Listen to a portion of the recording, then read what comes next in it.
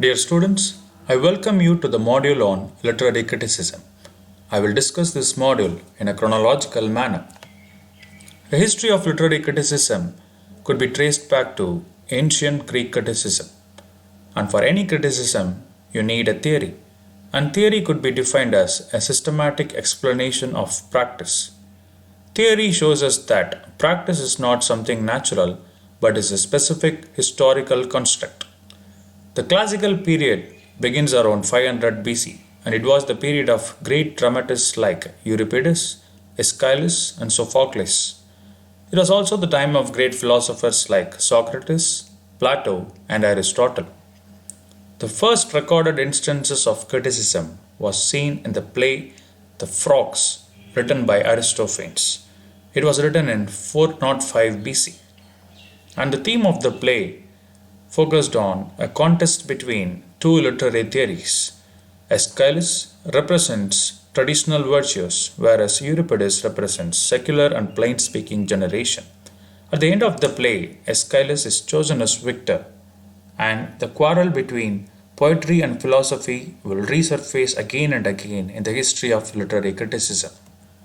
These are the prominent thinkers of the classical era: Aristophanes, Plato, Aristotle, Horace, and Longinus. Plato, 428 to 347 BC.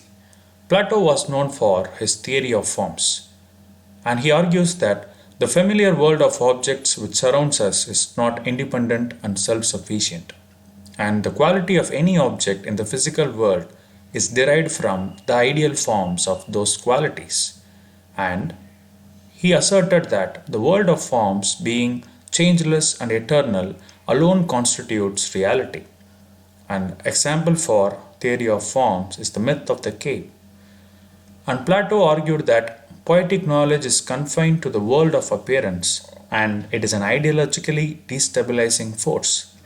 And Plato's impact could be seen in the doctrine of imitation, the educational and didactic functions of poetry, and the nature of poetic inspiration.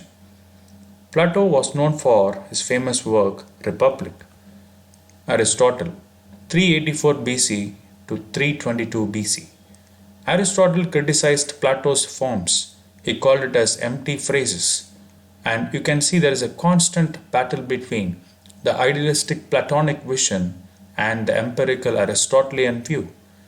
Aristotle was known for his poetics, and in poetics he defended poetry from Plato's allegations.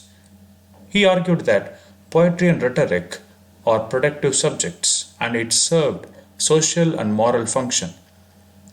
According to Plato, imitation is an imperfect copy of the forms, whereas Aristotle argued it is both a mode of learning and associated with pleasure. And according to Aristotle, poetry is more philosophical and serious than history because poetry expresses what is universal. He analyzed tragedy in poetics. Some of the key terms used by Aristotle are praxis, spodeiou, mimesis, megathos, unity, Christos, and catharsis. Greek and Latin criticism during the Roman Empire. Horace, 65 BC to 8 BC. Horace was known for his Ars Poetica, in which he writes, "A poem is like a painting, and poetry should teach and delight." The text was originally known as Epistle to the Pisons. It was the first known poem about poetics. He was influenced by Stoicism, and the key term he uses in Ars Poetica is decorum. Another poet of his age was Virgil, who was known for his famous work Aeneid. Horace discussed 5 ideas in his work. Number 1, knowledge of tradition and the ability of the poet. 2, unity, propriety, and arrangement. 3, the moral and social functions of poetry. 4, composition of poetry, art as well as commodity. 5, awareness of literary history and historical change in language and genre. Longinus, 1st century AD. Longinus was known for his treatise on the sublime. It was called Perihupsos in Greek. It was addressed to Postumius Terentianus, who was considered to be his close friend, or an illustrious student.